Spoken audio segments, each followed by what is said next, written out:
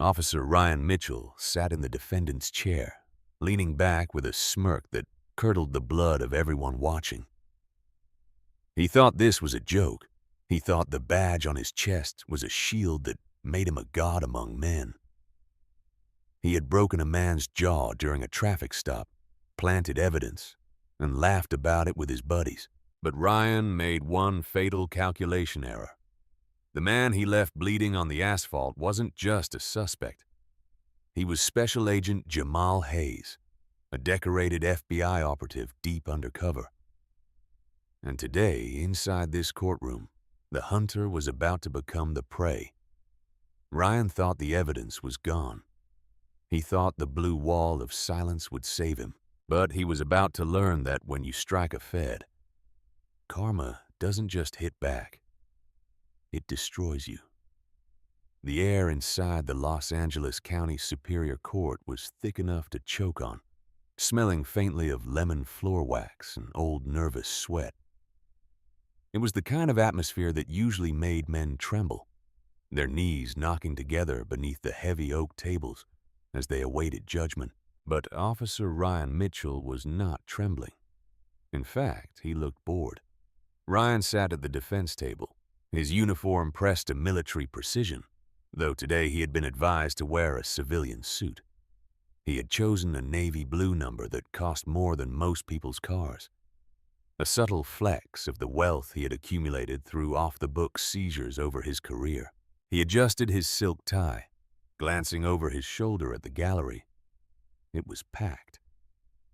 Half the room was filled with uniformed officers, the blue wall showing up to support one of their own. The other half was a sea of angry citizens, reporters, and the family of the victim. Ryan caught the eye of Sergeant Frank Riley, his patrol supervisor, who gave him a subtle, reassuring nod. "Don't worry, Ryan," the nod said. "We scrubbed it. You're clear." Ryan turned back, a ghost of a smile playing on his lips. He checked his watch. He had a tea time at the country club. If his lawyer, the exorbitantly expensive Paul Whitaker, did his job, he'd be out of here in time for the back nine. "All right," the bailiff bellowed, his voice bouncing off the high coffered ceiling. Judge Patricia Langford swept into the room. She was a woman of steel and stone, known for her no-nonsense approach, and a gavel hand that struck like thunder. She didn't look at Ryan. She didn't look at the prosecution. She arranged her robes, opened the file in front of her, and peered over her spectacles. "Be seated," she commanded. The room shuffled and settled into a heavy silence. "We are here for the matter of the people versus Ryan Mitchell. The charges are aggravated assault, obstruction of justice, falsifying police reports, and violation of civil rights under color of law. Mr. Whitaker, is the defense ready?" Paul Whitaker stood up, buttoning his jacket. He was a shark in human skin, a man who had made a career out of getting corrupt officials off the hook.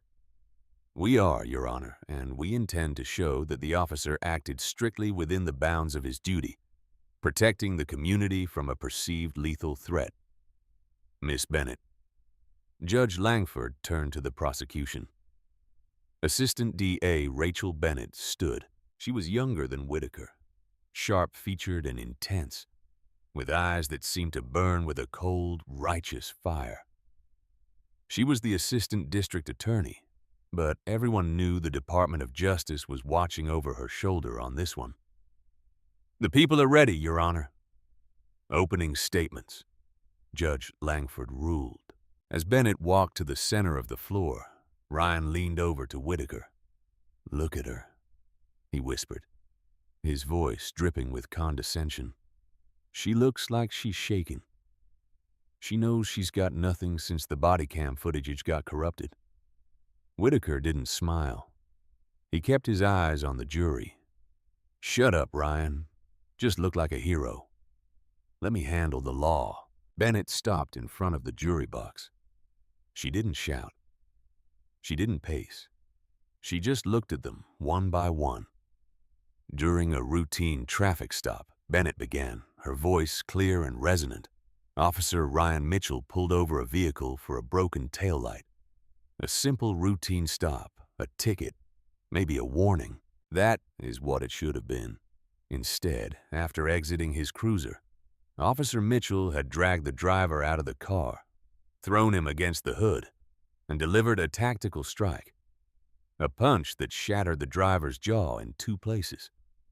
She paused, letting the violence of the image sink in. Officer Mitchell claimed the driver was reaching for a weapon. He claimed the driver was resisting. He claimed he feared for his life. But we are here today to prove that the officer didn't fear for his life. He feared nothing because he believed he was above the law. He saw a black man in a luxury car and decided to teach him a lesson about his place. But the man he punched wasn't a criminal. The man he assaulted was Special Agent Jamal Hayes of the Federal Bureau of Investigation. A ripple of murmurs went through the crowd, even though most knew the basic facts. Hearing it stated so plainly made the tension spike. Ryan rolled his eyes. FBI, he thought. Fancy badge. Doesn't mean he didn't reach. My word against his. Bennett pointed a finger at Ryan, not with anger, but with accusation. You will hear how Officer Mitchell mocked the victim while he lay bleeding. You will hear how he turned off his body camera. But you will also learn that the truth has a way of surfacing, no matter how deep you try to bury it. She sat down. Ryan snorted softly. Good luck with that, lady. Whitaker stood up, smoothing his silver hair. He walked to the jury with a warm, grandfatherly smile. Ladies and gentlemen, the prosecution wants to tell you a story about a villain. It's a compelling story, but it's fiction. The reality of police work is split-second decisions. Adrenaline, life, or death. Officer Mitchell saw a movement, a glint of metal. He reacted as he was trained to do to ensure he went home to his wife and 2 daughters. The fact that the driver turned out to be a federal agent is a tragedy, a misunderstanding. But it does not make Officer Mitchell a criminal. It makes him a human being who made a judgment call in a dark alley. Don't let the badge of the victim blind you to the reality of the street. Whitaker returned to the table. Solid, Ryan whispered. They're eating it up. But as Ryan looked across the aisle, his gaze landed on the table behind the prosecutor. There, sitting perfectly still, was Jamal Hayes. Hayes's jaw was wired shut, a brutal reminder of the assault. His face was still swollen, the bruising fading to a sickly yellow-green. But his eyes were locked on Ryan. There was no fear in them. There was no anger. There was only a terrifying predatory calm. It was the look of a man who had hunted cartels and terrorists, a man who knew exactly how the trap would snap shut. For the first time that morning, Ryan Mitchell felt a cold drop of sweat slide down his spine. The trial moved into the evidence phase, and things seemed to be going exactly as Ryan had predicted. The prosecution called the paramedics who testified to the severity of Hayes' injuries, but Whitaker tore them apart on cross-examination, forcing them to admit that combat injuries often looked worse than they were, and that a fall against the pavement could have caused the fracture, not necessarily a punch. Then came the testimony of Sergeant Frank Riley. This was the moment Ryan had been banking on. Riley, a large man with a neck that spilled over his collar, took the stand. He swore to tell the truth, his hand resting heavy on the Bible. Sergeant Riley, Whitaker asked, you arrived on the scene shortly after the incident, correct? Yes, sir, Riley grunted. Describe the demeanor of Officer Mitchell. He was shaken, Riley lied smoothly. He was pacing. He told me the driver had made a sudden move toward the center console. Officer Mitchell was hyperventilating a bit, typical stress response to a near-death encounter. And did you search the victim's vehicle? We did. Did you find a weapon? Riley paused for effect. We found a tire iron under the passenger seat and a large, heavy flashlight in the center console within easy reach. The jury scribbled notes. A flashlight could be a weapon. It was plausible. Now, Sergeant, Whitaker lowered his voice regarding the body cameras. Can you explain why there is no footage from Officer Mitchell's perspective? Riley sighed, acting the part of the frustrated bureaucrat perfectly. Equipment failure. Plain and simple. We've been having issues with that batch of cams for months. The battery port corrodes. It shorts out when there's sudden movement or impact. It's a budget issue. We've requested upgrades, but he shrugged helplessly. So, the camera malfunctioned at the exact moment of the altercation. Unfortunate timing, Riley agreed. But it happens more than you think. Ryan watched the jury. Several of them nodded sympathetically. Technology failed. Everyone knew that. The blue wall was holding. The lie was becoming the truth. But then it was Rachel Bennett's turn. She approached Riley carrying a thick binder. She slammed it onto the podium with a thud that made Riley blink. Sergeant Riley, she began, her voice razor sharp. You stated that the camera malfunctioned due to a known battery port issue. Is that correct? That's right. And you logged this malfunction in your official report. I did. I have the maintenance logs for the district here. Bennett opened the binder. Officer Mitchell's camera, serial number 894 Bravo, was issued brand new shortly before the incident. It was not part of the corroded batch you mentioned, which was recalled months prior. Would you like to explain how a brand new camera developed corrosion so quickly? Riley shifted in his seat. Well, maybe I was mistaken about the batch, but electronics are faulty. It happens. Interesting, Bennett said, flipping a page. You also stated you found a tire iron and a heavy flashlight. But the initial impound report, the one filed by the towing company, not the police department, lists the vehicle contents. They list the tire iron in the trunk under the spare tire, and the center console was empty save for a pack of gum and a cell phone. The tow driver must have missed it, Riley snapped, his face reddening. They aren't trained investigators. So, the tow driver moved the tire iron from under the passenger seat, put it in the spare tire well, and then logged it. Bennett raised an eyebrow. That seems like a lot of work for a tow truck driver, Sergeant. Objection, Whitaker jumped up. Speculation. Sustained, Judge Langford said, though her eyes narrowed at Riley. Let's move on.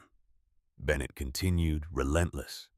You said Officer Mitchell was shaken, but we have the dispatch audio recording from after the incident. Would you like to hear it? Without waiting for an answer, she signaled the tech booth. The courtroom speakers crackled. Static. Mitchell's voice. Dispatch Unit 10-4. Suspect is down. Send a bus. Non-emergency. Guy's leaking a bit. A laugh.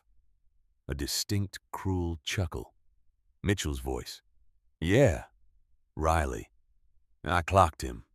He's crying about his jaw. Think I broke his fancy teeth. That's what happens when you buy a car you can't afford, right? The courtroom went dead silent. The audio quality was crisp. There was no fear in that voice. There was only adrenaline and cruelty. Ryan Mitchell froze. He hadn't known that part of the radio transmission was recorded. He thought he was on a private channel to Riley. He looked at Riley, who was now sweating profusely, wiping his forehead with a handkerchief. Bennett let the silence hang for a long, uncomfortable moment. Does that sound like a man who is hyperventilating from fear, Sergeant? Or does that sound like a man bragging about a trophy? People react differently to stress, Riley stammered, his credibility crumbling with every word. No further questions, Bennett said, turning her back on him. As Riley stepped down, he refused to look at Ryan. The air in the room had shifted. The arrogance at the defense table had evaporated, replaced by a tense, vibrating anxiety. Ryan leaned toward Whitaker. "You said they didn't have the radio logs. You said the private channel wasn't recorded." "The private channel is recorded at the main switchboard, you idiot," Whitaker hissed, his face pale. "You just didn't think they'd pull the raw data." "Fix this," Ryan growled. "I'm trying," Whitaker snapped. "But you better hope your testimony is better than Riley's, because right now you look like a monster." "Call me to the stand," Ryan said, adjusting his tie, trying to regain his composure. "I can sell it. I just need to look them in the eye. I'll make them believe me." Whitaker looked at him doubtfully. "Be careful, Ryan. Bennett isn't playing. And that FBI agent, he hasn't blinked in hours." Ryan looked over at Jamal Hayes again. The agent was still watching him, and for a fleeting second Ryan thought he saw the swollen corner of Hayes' mouth twitch upward. Not a smile of joy, a smile of anticipation. What does he know? Ryan thought. What the hell does he have? "The defense calls the defendant, Ryan Mitchell, to the stand," Whitaker announced. Ryan stood up. It was time to perform. He walked to the witness box, projecting every ounce of good cop energy he could muster. But as he passed the prosecution table, he heard a sound. It was a soft metallic click. He looked down. Jamal Hayes was holding a pen. He clicked it once, then twice. It felt like a countdown. Ryan Mitchell settled into the witness chair, smoothing the crease of his expensive trousers. He exhaled a long, shaky breath, a calculated move designed to simulate the residual trauma of a man who had faced death. He looked at the jury, making eye contact with the older woman in the second row, who had nodded at him earlier. He gave her a small, vulnerable smile. Paul Whitaker approached the stand gently, treating Ryan not like a defendant, but like a survivor. "Officer Mitchell," Whitaker began, his voice soft, almost fatherly. "I know this is difficult. I know reliving that night is the last thing you want to do, but the jury needs to understand your state of mind. Tell us about the moment you approached the vehicle." Ryan nodded, clearing his throat. It was dark. Nights in Los Angeles. They get pitch black early. The streetlights on that avenue were out again. The vehicle, a black Mercedes, had tinted windows, illegal tint way past the legal limit. I couldn't see inside. That puts an officer on edge immediately. You don't know if there's a family in there or four guys with AR-15s. "And you initiated the stop because of a taillight?" "Yes," Ryan said. "But it wasn't just the light. The car was swerving slightly. I suspected impairment, maybe drunk driving. My job is to keep the road safe." "Walk us through the interaction," Whitaker coaxed. "I approached the driver's side. I tapped the glass. The driver, he didn't roll it down right away. He cracked it maybe an inch. I asked for license and registration. He was aggressive immediately." "Aggressive how? Verbally?" Ryan lied, his voice gaining confidence. "He said, 'Why are you bothering me?' He was cursing. He told me I didn't know who I was messing with. His tone was threatening. Then he moved." Ryan mimed a sudden jerking motion. He twisted his body toward the center console. Fast, too fast. I yelled, "Hands! Show me your hands!" He didn't listen. He kept digging. In my training, that means one thing. He's grabbing a gun. And what did you feel in that moment, Ryan? Ryan paused. He looked down at his hands, then up at the jury, forcing a tear to well in the corner of his eye. "I thought about my daughters. I thought, this is it. I'm going to die in this alley over a taillight. I didn't want to hurt him. I just wanted to stop the threat." I opened the door, grabbed him, and struck him once to disorient him. It was purely defensive. Thank you, officer. No further questions. Whitaker walked back to his seat, looking satisfied. The narrative was set. The hero cop versus the belligerent suspect. Judge Langford turned to the prosecution table. Miss Bennett, your witness. Rachel Bennett didn't stand up immediately. She sat there writing something on her legal pad. The silence stretched. The jury shifted. Ryan frowned. Was she hesitating? Finally, she stood. She didn't hold a binder this time. She walked to the center of the room, empty-handed, and stared at Ryan. Officer Mitchell, she said, her voice eerily calm. You mentioned the windows were tinted, pitch black. You couldn't see inside. That's right, Ryan said, guarding himself. If you couldn't see inside, Bennett said, tilting her head, how did you see him twist his body toward the center console before you opened the door? Ryan blinked. I could see the silhouette through the crack in the window. The 1-inch crack? Yes. At night with no streetlights. I had my flashlight. Ryan snapped. Ah, your flashlight. The one you held in your left hand while you opened the door with your right. Yes. But in your initial report filed shortly after the incident, you stated, suspect opened the door aggressively, causing me to strike him. Today, you said you opened the door. Which is it, Ryan? Ryan's jaw tightened. He hadn't read his initial report in months. It happened fast. Maybe I opened it. Maybe he popped the latch. The point is, the door opened and he was reaching. Let's talk about that reach, Bennett said, stepping closer. She was entering his personal space now, encroaching on the cop bubble he was used to protecting.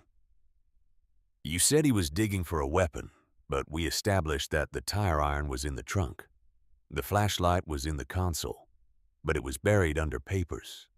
So, what was he reaching for? I didn't know at the time. Ryan raised his voice. That's the point. He could have had a Glock. But he didn't, Bennett said flatly. He had a wallet. We found it on the floorboard. Did you see a wallet, officer? I saw a movement. You saw a black man in a Mercedes, Bennett corrected, her voice dropping an octave, becoming dangerous. And that offended you, didn't it? Objection, Whitaker shouted. Argumentative. Sustained, Judge Langford said. Watch it, Miss Bennett. Bennett backed off, pacing the length of the jury box. You testified that Agent Hayes was verbally aggressive, that he cursed at you. He did. He was screaming. Special Agent Jamal Hayes, Bennett mused. A veteran of the FBI, a man who spent years undercover with the Sinaloa cartel, a man trained to maintain his composure while having a gun pressed to his forehead. You want the jury to believe that this man lost his cool over a traffic ticket? Everyone has a bad day, Ryan sneered. Maybe he thought his badge made him untouchable. Or maybe, Bennett stopped pacing and looked directly at Ryan. You are projecting. Maybe you think your badge makes you untouchable. Tell me, Officer Mitchell, what is a ghost stop? Ryan froze. The color drained from his face so fast, it looked like a magic trick. Whitaker stood up halfway. Objection. Relevance. It goes to credibility and pattern of practice, Your Honor, Bennett shot back. I'll link it up. I'll allow it, Langford ruled. Answer the question, officer. I don't know what that term means, Ryan lied. His voice was thinner now. Bennett walked back to her table and picked up a piece of paper. Because according to text messages recovered from your personal cell phone, not your work phone, your personal iPhone, you used that term multiple times shortly before the assault. Specifically, you texted Sergeant Riley, need 2 more ghost stops to hit quota on seizures. Would you like me to read the definition of a ghost stop for the jury? Ryan gripped the armrests of the chair until his knuckles turned white.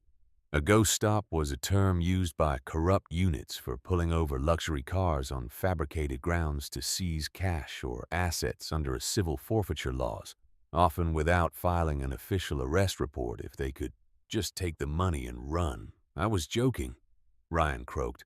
It's locker room talk. Is breaking a man's jaw locker room talk? Bennett asked. Is leaving a federal agent bleeding in the street locker room talk? I didn't know he was a Fed, Ryan shouted, losing his composure. If I knew he was a Fed, do you think I would have touched him? The courtroom went silent. Bennett smiled. It was a cold, victorious smile. Thank you, officer. You just admitted it. You didn't hit him because he was a threat. You hit him because you thought he was a nobody. You hit him because you thought there would be no consequences. The badge didn't matter to you until it was a federal one. She turned to the judge. I have no further questions for this witness at this time, but I reserve the right to recall him pending the introduction of new evidence.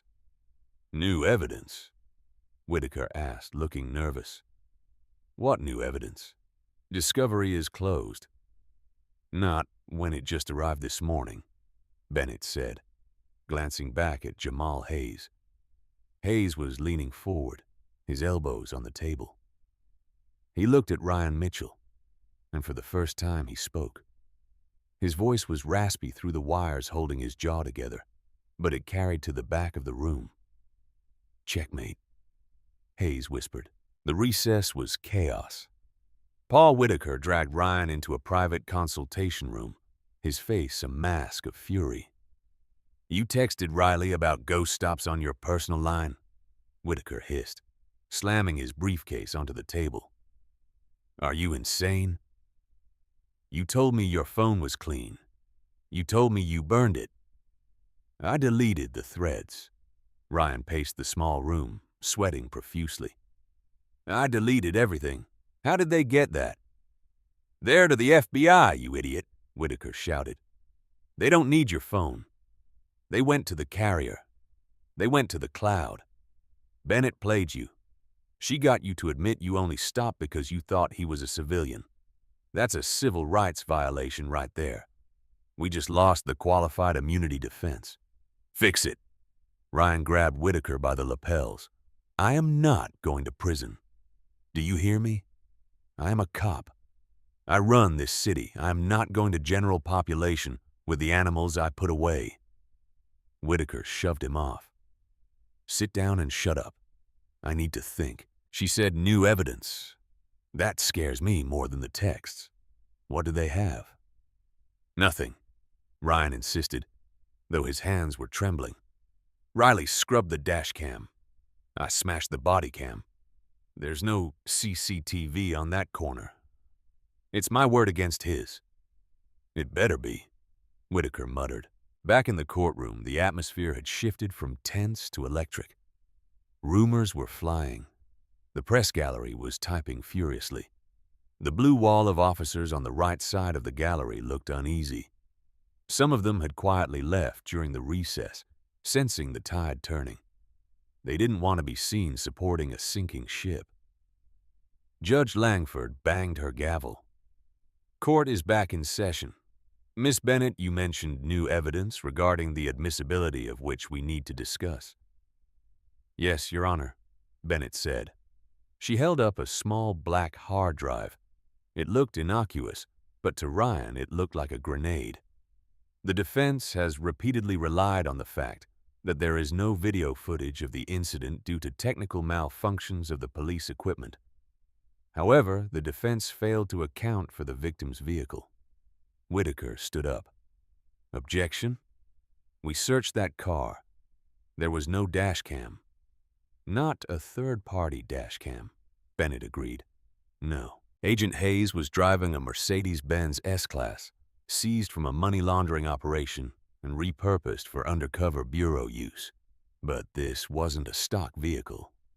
The FBI's Technical Support Division, specifically the Quantico engineering team, retrofitted this vehicle with the Sentinel V surveillance package. Ryan felt his stomach drop through the floor.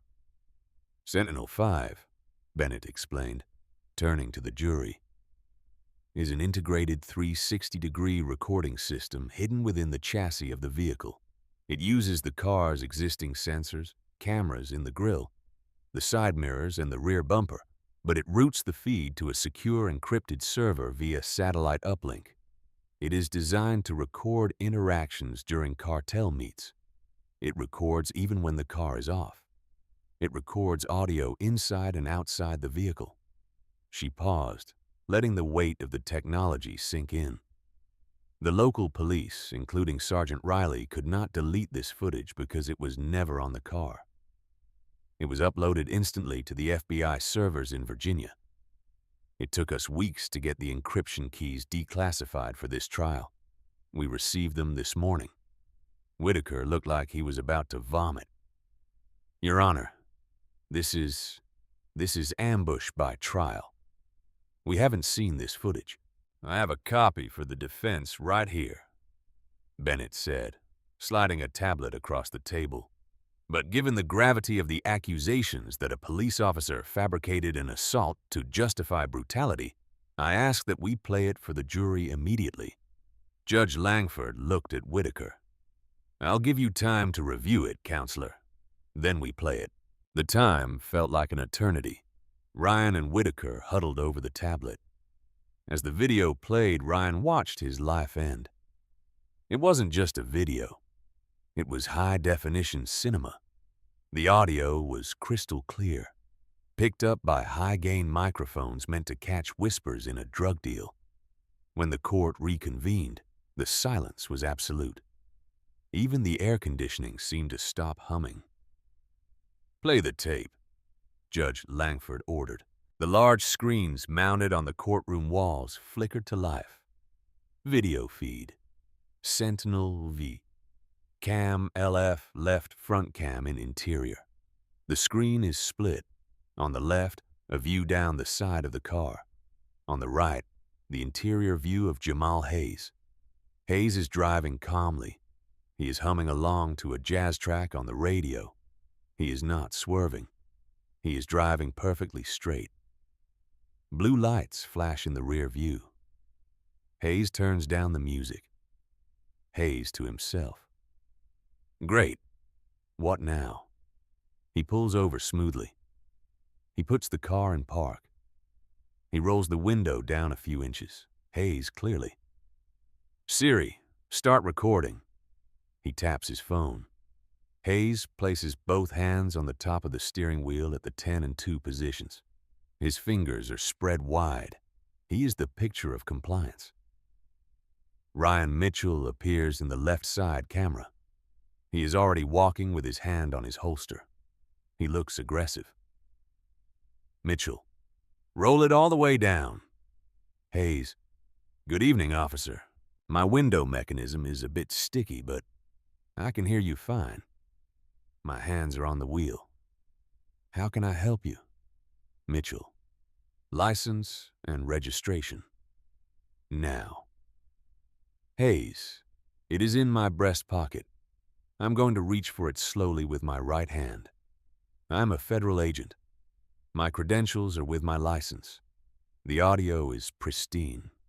Everyone in the courtroom hears Hayes identify himself. Mitchell, I don't care if you're the King of England, boy. Get out of the car. Hayes, officer, I am complying. There is no need to exit the vehicle for a traffic stop. What is the probable cause? On the screen, Ryan's face twists into a sneer. Mitchell, probable cause is whatever I say it is. Get your black ass out of this car before I drag you out. Gasps erupted in the gallery. The racial slur hung in the air like a toxic cloud. Ryan closed his eyes at the defense table. On the video, Hayes remains calm. Too calm. Hayes, officer, I am giving you a direct order to de-escalate. I am Special Agent Jamal Hayes. You are making a mistake. Ryan rips the door open. He doesn't wait. He grabs Hayes by the lapel of his suit. Mitchell. You threatening me? Hayes's hands never leave the steering wheel area until he is physically yanked. He does not reach for the console. He does not reach for a weapon. He is pulled out. The view switches to the exterior camera. Ryan throws Hayes against the hood. Hayes, I am armed. Badge on left hip. Do not shoot. Mitchell. Shut up. Ryan pulls back his fist and delivers a haymaker to the side of Hayes's face. The sound of the impact, a sickening crunch of bone, echoed through the courtroom speakers. Hayes crumples to the pavement. Ryan stands over him, panting. He looks around. He reaches up and taps his chest, turning off his body camera. Mitchell captured by the car's mic. That shut you up, tough guy. FBI. Yeah, right. Probably stole the badge, too. The video ends. The screen went black. No one moved. Then the courtroom exploded. Order! Order! Judge Langford hammered her gavel, her face flushed with anger. One more outburst and I will clear this court. She turned her eyes to Ryan Mitchell. If looks could execute, Ryan would be dead. Mr. Whitaker, the judge said, her voice shaking with suppressed rage. Do you have any explanation for the discrepancy between your client's testimony and the evidence we just viewed? Whitaker stood up slowly. He looked defeated. He looked at Ryan, then back at the judge. He started to speak, but Ryan interrupted him. It's fake! Ryan screamed, jumping up. It's a deep fake AI. They doctored it. Sit down, Mr. Mitchell. The bailiff moved in, hand on his taser. The FBI doctored it. Ryan was frantic now, eyes wild. He wasn't calm. He reached. I saw him reach. Jamal Hayes slowly stood up from the prosecution table. He walked to the center of the aisle, ignoring the chaos. He looked straight at Ryan. Officer Mitchell, Hayes said, his voice cutting through the noise. There is one more thing you should know. Ryan stopped shouting, panting heavily. What? What do you want? That night, Hayes said, I wasn't just driving home. I wasn't on a random patrol. Hayes reached into his jacket pocket and pulled out a folded piece of paper. He unfolded it and held it up. It was a warrant. I was the lead investigator on Operation Clean Sweep. We've been investigating your unit for months. Racketeering, drug distribution, and civil rights violations. I was parked on that street because I was waiting for you. Hayes smiled, a cold, hard smile. I didn't think you'd be stupid enough to assault the man sent to arrest you, Hayes said. But you made my case a hell of a lot easier. That stop wasn't bad luck, Ryan. It was a test. And you failed. The twist hit Ryan like a physical blow. He hadn't just assaulted a random agent. He had assaulted the man holding the file on his entire corrupt life. He had walked right into the lion's den and punched the lion in the mouth. Ryan stammered. Marshals. Judge Langford barked. Take the defendant into custody. Bail is revoked. He is a flight risk and a danger to the community. As the marshals moved in, cuffing Ryan's hands behind his back, the same hands that had held the badge of authority only moments ago, Ryan looked at the gallery. The blue wall was gone.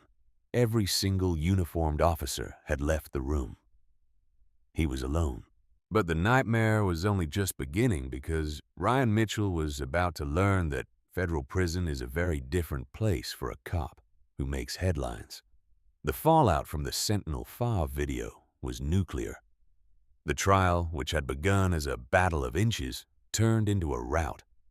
The jury deliberated quickly, a record for a case of this magnitude. When they returned, they didn't look at the floor. They looked right at Ryan Mitchell. Their eyes weren't filled with pity. They were filled with the collective anger of a city tired of being bullied.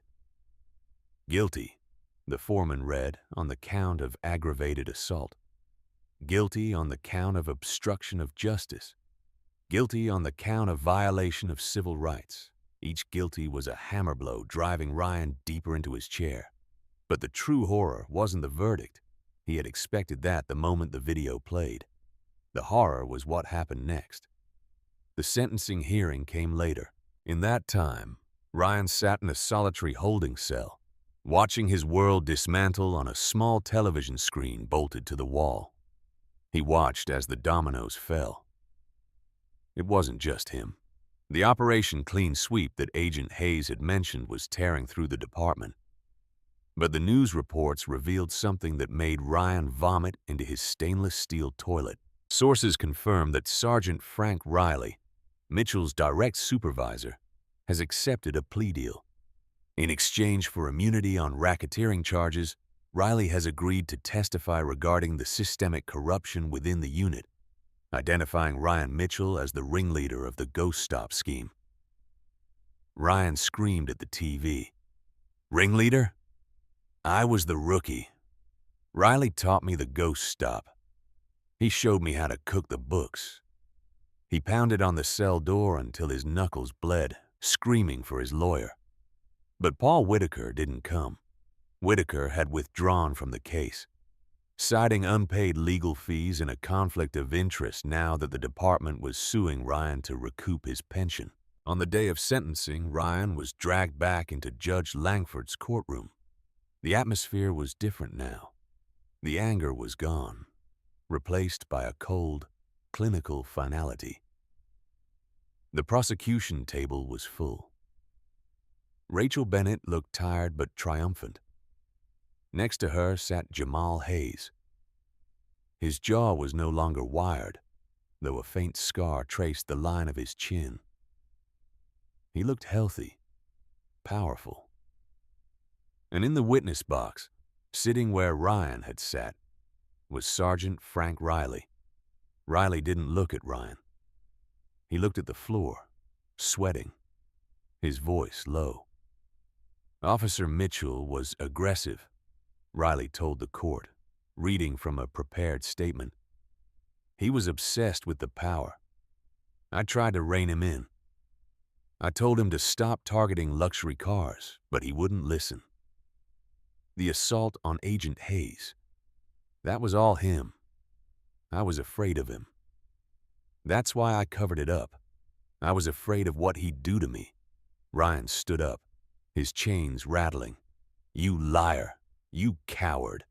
You took half of every seizure. You bought a boat with the money from the bust. Sit down, Mr. Mitchell." The bailiff shoved him back down hard. Ryan looked at Riley, his eyes wide with the shock of total betrayal. The blue wall hadn't just crumbled.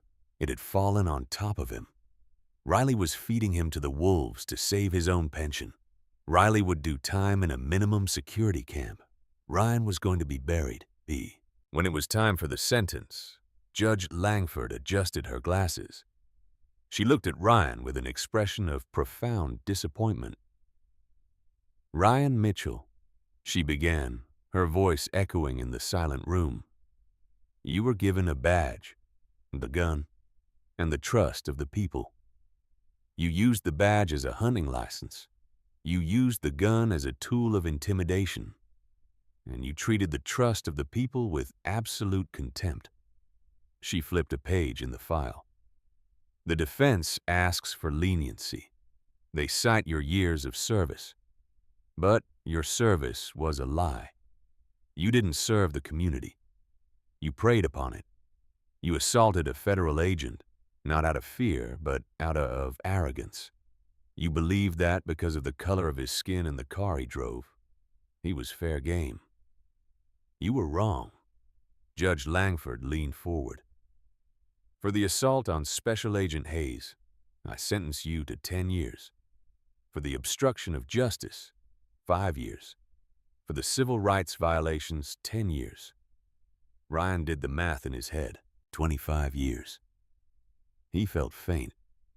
However, Judge Langford continued, "Given the severity of the corruption revealed by your former supervisor, and your lack of remorse. These sentences will run consecutively, not concurrently. Consecutively. That meant one after the other. You are sentenced to a total of 25 years in a federal penitentiary. You will not be eligible for parole until you have served the vast majority of your term. You will be stripped of your pension, and your assets will be seized to pay restitution to the victims of your ghost stops. The gavel banged. It sounded like a gunshot. 25 years, Ryan whispered. I'll be an old man. As the marshals hauled him up, Ryan looked frantically at the gallery. His wife wasn't there. She had filed for divorce days ago. His friends weren't there. The only person looking at him was Jamal Hayes. Ryan stopped, digging his heels in. He looked at the FBI agent. You set me up, he hissed. You drove that car on purpose. You knew I'd stop you. Hayes stood up slowly.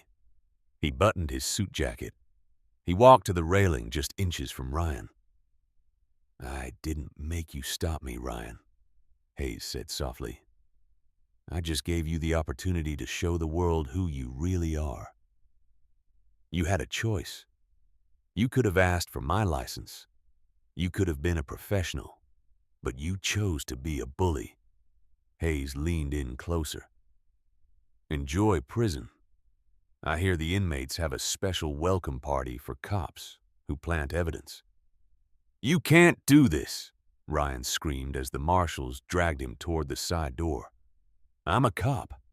They'll kill me in there. I need protection. I need PC.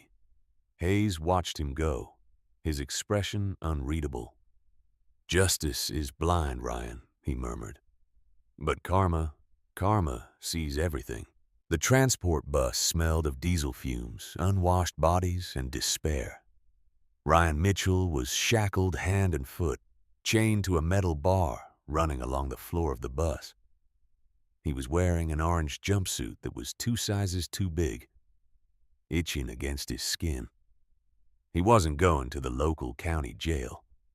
He was being transferred to USP Victorville, a high-security federal penitentiary known for its harsh conditions. Ryan kept his head down. He knew the rules. Don't make eye contact. Don't speak. Act crazy if you have to. But it was hard to hide. The news of his trial had been national. Every inmate with a TV knew his face. They knew he was the ghost stop cop. They knew he was the one who beat up a Fed. In the hierarchy of prison hate, dirty cops were at the very bottom, lower than snitches. The bus lurched to a halt. The gates of the prison groaned open. Get up! Move it, ladies! The guards shouted, prodding them with batons. Ryan stumbled off the bus, blinking in the harsh sunlight of the prison yard. He scanned the faces of the guards, looking for a sympathetic nod, a signal that he was part of the brotherhood. He got nothing. The corrections officers looked at him with disdain. To them, he was a disgrace to the uniform. He made their jobs harder. Because of cops like Ryan, every inmate hated every badge a little more. Inmate Mitchell. A tall, burly guard barked. Yes, sir. Ryan stammered. Look, I need to speak to the warden. There's been a mistake with my classification. I'm supposed to be in administrative segregation, protective custody. The guard laughed. It was a dry, humorless sound. PC is full, Mitchell. We got a lot of celebrities in here this month. You're going to intake, then general population block. General population block? Ryan's blood ran cold. You can't put me in Gen Pop. I'm a police officer. I have years on the force. You were a police officer, the guard corrected him, shoving him forward. Now you're just inmate Mitchell. Move. The intake process was a ritual of humiliation. Ryan was stripped naked, sprayed with delousing powder, and forced to squat and cough while 3 guards watched, bored. They took his wedding ring, which he had managed to keep hidden until now, and tossed it into a plastic bag. That's personal property, Ryan protested. It's contraband, the guard said, sealing the bag. Next, he was given a thin mattress, a toothbrush, and a bar of soap that smelled like lye. Then he was marched through the bowels of the prison. The noise was deafening. Shouts, banging on bars, the constant mechanical clank of heavy doors. As he walked down the central corridor of the general population block, the noise stopped. It rippled down the line. Inmates stopped playing cards. They stopped doing push-ups. They walked to the bars of their cells and watched him pass. "Hey, officer," a voice hissed from a cell.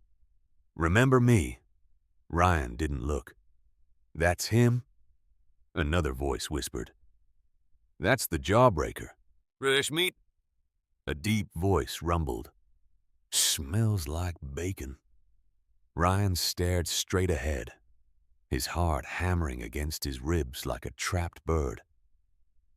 He was led to his cell on the upper tier. The guard unlocked the door and slid it open. "Home sweet home," the guard said. Ryan stepped inside. The door slammed shut behind him with a finality that echoed in his soul. The cell was tiny, a bunk bed, a metal toilet, a small sink, and a cellmate. Sitting on the bottom bunk was a man the size of a vending machine. He was bald, tattooed from neck to wrists. A spider web was inked over his left elbow. He was sharpening a plastic toothbrush against the concrete wall. Scrape, scrape, scrape. The man stopped and looked up. His eyes were dark, devoid of light. Ryan swallowed hard. "I'm taking the top bunk." The man didn't speak. He just stared. "I don't want any trouble," Ryan said, trying to summon his command voice, but it came out as a squeak. "I just want to do my time." The man stood up. He towered over Ryan. He leaned in close, sniffing the air. "You smell like fear," the man said. His voice was gravel. "And you smell like a cop." "I was," Ryan admitted, backing up until he hit the door. The man smiled, revealing a gold tooth. "My name is Ray.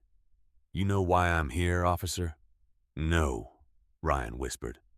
"I'm here because of a taillight," Ray said. "Cop said I had a broken taillight. Found a kilo in the spare tire well. I didn't put it there. But the cop said he found it. Said he saw me put it there." Ryan trembled. It was the exact same scenario. "I got years," Ray said, stepping closer. "My little girl grew up without a daddy because a cop wanted to make a quota. I didn't arrest you," Ryan pleaded. "That wasn't me." "Doesn't matter," Ray said. He reached out and poked Ryan in the chest with a finger hard as stone. "You're all the same. You wear the badge. You think you're gods. But in here, there are no gods, only devils." Ray turned back to his bunk. "You take the top bunk. You face the wall. If I hear you breathe, we're going to have a problem. If you snore, we have a problem. And when the lights go out, you better pray to whatever God you believe in that I'm in a good mood." Ryan scrambled up to the top bunk. The mattress was barely an inch thick. He curled into a ball, pulling the scratchy wool blanket up to his chin. Night fell. The lights dimmed to a low red hum. The sounds of the prison changed. The shouting stopped, replaced by whispers and the occasional scream from a distant block. Ryan Mitchell, the man who had strutted through the streets of Los Angeles like a king, lay in the dark, weeping silently. He realized then that 25 years wasn't just a number. It was an eternity. He thought about Jamal Hayes. He thought about the punch. He thought about the moment of arrogance that had cost him his life. Hard karma. He thought this is hard karma. But Ryan was about to learn that karma wasn't done with him yet, because Ray wasn't just a random inmate. And the blue wall outside had sent a message inside. A message that said, Ryan Mitchell is a loose end. Cut it. As Ryan drifted into a fitful sleep, he didn't hear Ray slip off the bottom bunk. He didn't hear the whisper of the sharpened toothbrush moving through the air. Wakey, wakey, officer, Ray whispered. The plastic shank hovered millimeters from Ryan's right eye. You think death is the punishment? Ray whispered, his heavy frame blocking the dim light of the cell. Death is easy. You took years of my life. Now I own yours. Ryan pressed into the corner of the top bunk, wept silently. He wasn't a cop anymore. He was property. Months later, Ryan sat in the sterile visitation room at the prison. He looked 20 years older.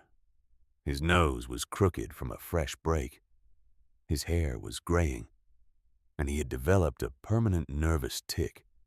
Opposite him, behind the bulletproof glass, sat Special Agent Jamal Hayes, looking impeccable in a charcoal suit. You won, Ryan rasped, his voice thin. My wife left. I cleaned toilets for a dealer just to keep my teeth. Why come here? Closure, Hayes replied calmly. He pressed a photograph against the glass. It showed a 10-year-old boy on a bicycle. His name was Kevin, my nephew. Hayes' eyes bored into Ryan. Years ago, a rookie cop tackled a boy in South Los Angeles because he looked suspicious. The boy hit his head on the curb and died. The department buried it. You got a commendation. Ryan's blood froze. He remembered. Accidental death. I promised my sister justice, Hayes continued. I watched you climb the ladder, turning into a monster. I waited until you felt so untouchable that you wouldn't see the trap. The taillight, Ryan whispered. The broken taillight. There was no broken taillight. Hayes smiled coldly. I cut the fuse myself 2 blocks away. I knew you were desperate for a seizure quota. I went fishing and you took the bait. The realization hit Ryan like a physical blow. It wasn't bad luck. It was a long-term execution. And your lawyer, Hayes added, delivering the final strike. He didn't quit because you ran out of money. He quit because I gave him a choice. Flip on you, or face a laundering investigation. He chose himself. Ryan stared, mouth agape. Every shield he had, the system, his lawyer, his badge, Hayes had dismantled them all before they even met in that alley. Enjoy your time, inmate Mitchell, Hayes said, hanging up the phone. Wait! You can't leave me here! Ryan screamed, slamming his hand against the glass as Hayes walked away. Ray will kill me. Hayes didn't look back. Ryan was led back to the cell block, back to the noise and the fear. He lay on his bunk, staring at the concrete ceiling, realizing he wasn't just in prison. He was in a hell designed specifically for him by the ghost of a boy he killed, and the uncle who never forgot. The sun had set on Ryan Mitchell, and it was never coming back up. And that is the terrifying reality of what happens when the people entrusted to protect us decide they are above the law. Ryan Mitchell thought his badge was a shield that could deflect any consequence. He thought he could break bones and ruin lives without ever paying the price. But he forgot the golden rule of the universe. You can only push karma so far before it pushes back. Ryan didn't just lose his freedom. He lost his identity, his family, and his dignity, trapped in a cage with the very people he used to torment. It wasn't just a legal victory for Agent Hayes. It was a masterclass in long-term justice. What do you guys think? Did Ryan deserve the 25-year sentence, or was the trap set by Agent Hayes too cruel? I want to hear your verdict in the comments below. Let's get a debate going. Officer Ryan Mitchell thought his badge was an unbreakable shield, a license to act without consequence. He strutted through the streets with arrogance, believing power protected him from accountability. But one fateful traffic stop shattered that illusion forever.